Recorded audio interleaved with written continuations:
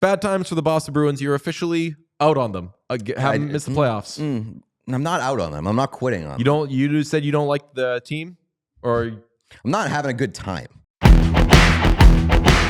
How do you feel about the Bruins blowing a 2-goal lead with Ottawa's goalie pulled, losing in a shootout? They're out of the playoffs by points. They're on pace to be the 4th wild card and miss the playoffs. That game, Saturday afternoon, felt like a new low, whatever you want to call it. It was a really entertaining game. It was a horrible loss for the Bruins. Horrible loss. You cannot give up those points. And they had so many chances to ice that game at the end. They gave up 2 empty net goals or goalie pulled goals with the extra skater for Ottawa. You just can't give Ottawa those points. You are locked in a playoff battle with Ottawa. And it brings me, my ultimate feeling at the end of that game was, and this is bad fan behavior, I guess, I don't want the Bruins to make the playoffs. I just don't. I don't want, I don't think they're going to be able to be capable of making noise. I don't think that they're going to be any fun to watch. Like, they're going to be the Capitals of last year. If they get into the playoffs, they're going to get smoked in the first round by a higher seed. And it's not going to be fun for anybody. And it's going to allow the front office to kind of skate by with, well, hey, at least we got in. We got that gate revenue. The Jacobs are happy about it. We get to keep our jobs for another year. I don't want that. I really don't. And there's a chance that maybe down the stretch, they show something, they give me a spark, and I change my mind. It's quite possible. But as of right now, I'm not actively rooting against the Bruins, but I don't hope. I really am not pushing for them to get into a playoff spot, especially with other fun teams on the bubble. And I'm looking at the goddamn, this is horrible fan behavior. I love the Montreal Canadiens. They are so much fun. I want the Canadiens to get in. I really do. I'm okay with all that.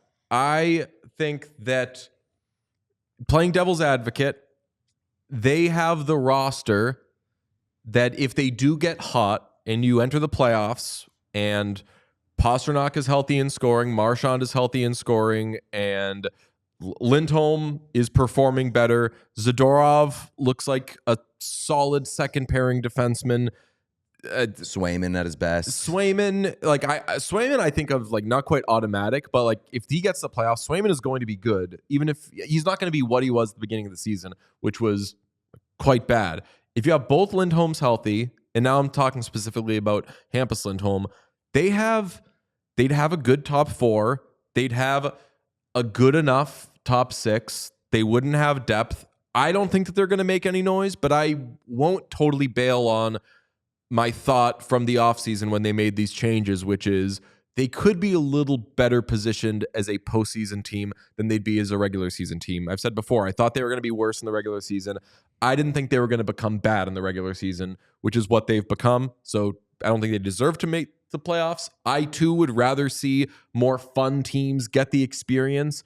And I don't know, this sounds crazy. Like, I don't think it's automatic that the Blue Jackets or Canadians would lose in the first round. I don't think so either. Like, I think that those teams, both of them, are at least a year or two away from like real noise. But they can be disruptors in the first round. I think that those two teams, especially the Canadians, like if they head into the playoffs with a head of steam, they've got enough depth. They've got enough vibes behind them. They've got guys who are, in the early stages of their development, and whether or not that's a good thing or a bad thing with playoff experience, having their first taste of it, that's up for debate.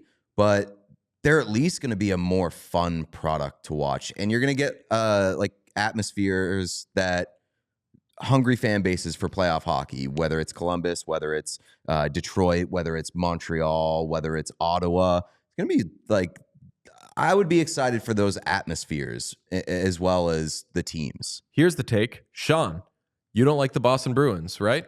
No. You want nothing but bad things to happen to them, except with people you like Nikita Zadorov and Jeremy Swayman. Generally speaking. There's exceptions, but generally speaking. You should want them to make the playoffs. Why? You want them to remain toiled in whatever they are right now. And the most guaranteed way to stay this way, which is drafting poorly and just using Band-Aids and hoping, okay, we'll just kick the can down the road again and again and again and again, is by keeping this group keeping the mindset that Don Sweeney and Cam Neely have.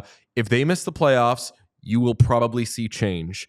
And then a new GM is coming in with a good goalie, with a good number one defenseman, with some pieces, cap going up, cap space, could maybe do a little something. I trust replacement level GM way more than I trust Don Sweeney. I'd rather roll those dice. If you want them to be a mushy middle team, Sean, you should want them to make the playoffs because they'll stay that way. My only thing there is that like I don't think them getting to the first round and getting embarrassed is going to ultimately change much. So like between that and them missing the playoffs entirely, so I don't really care as much as far as that's concerned. My one concern is that the first round, there's a good chance that is the Montreal or the Toronto Maple Leafs, and until the Toronto Maple Leafs prove to me that they're not the Toronto Maple Leafs, they could be assholes and lose that first round to the Boston Bruins.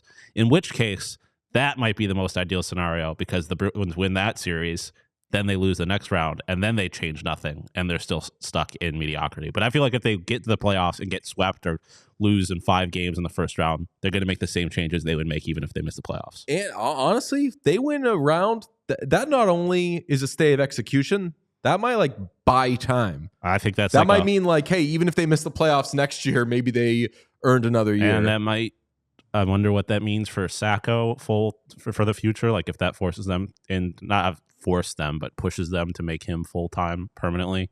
I think that's an ideal situation. He'd be in a tough spot if you like don't think he's the guy, but he wins you a playoff series. I think that might be a most ideal situation, especially because it's the Maple Leafs. If they can embarrass the Maple Leafs in the process of sticking themselves in mediocrity for the immediate future, perfect. As a fan, like the ultimate, I should not want that for the bigger picture of things. But beating the Leafs, take it. Beating the Leafs in the playoff series, the Leafs in the first round. I'm never going to turn it down. That's why one thing about exceptions, where like I don't want the Bruins to do well unless it's against the Maple Leafs or the Senators, in which case I'll take it. Okay, well, on Joe Sacco, after the game, it was noted in his post-game presser that he did not play Brad Marchand in the 3-on-3 overtime. Here's him being asked about it after the game. I don't think we saw Marshy in the overtime. Was he hurting or no? He wasn't hurting. No. Just a coach's decision there. Yeah. The end. Okay, coach's decision. Marchand he was a -1 in the game. He had 1 shot on goal. Not great. He, I believe, had a double minor for getting all tied up with Nick Cousins, which I gotta tell you, that's just gonna happen. Not his best game, but trying to read into it, you're scratching you're benching Brad Marchand in 3-on-3. I don't know if that says something bad about Joe Sacco's coaching style, but it definitely says something about disharmony, right? Yeah. And I mean, you've got more problems than just Brad Marchand. Right, and if you're going to lose, you have to go down losing with those guys. Especially when you've given up 2 6-on-5 goals. Yeah, true. Like, play your good defensive players. Yeah. Have out there somebody who probably is not going to allow a goal. Yeah, something's weird there, and I think that Joe Sacco has to be careful with which levers he pulls, because chances are he's not going to be back. I don't think he's going to be fired midseason, although Elliott speculated, like, if there's a guy that they would want to drop in right now, why not do it anyway? I would just say, unless there's something going on, and I'm talking like Rich Keefe levels of reporting there, I would leave Marchand out of it. I would leave the captain out of it, because although he is in a walk year and you'd think they wouldn't sell, if I were the head coach of the Bruins right now, if I were an interim head coach, I would assume Brad Marchand's going to be there longer than I'm going to be there. So I would just maybe leave the captain out of it. And it's like your team at many points this season, have played like assholes, been assholes. And like maybe you think Brad Marchand's part of that problem, but he has to be part of the solution as well. Right. You just don't have enough guys. Yeah. If there's like this third liner can end up being a first liner, you just don't have those guys. You're already asking a lot of the Morgan Geekies of the world. It's bad times for the Boston Bruins. You're officially out on them. Haven't missed the playoffs. I'm not out on them. I'm not quitting on them. You said you don't like the team, or I'm not having a good time. Okay. But I'm not out on them. I'm still ride or die. We all silly like the mayor.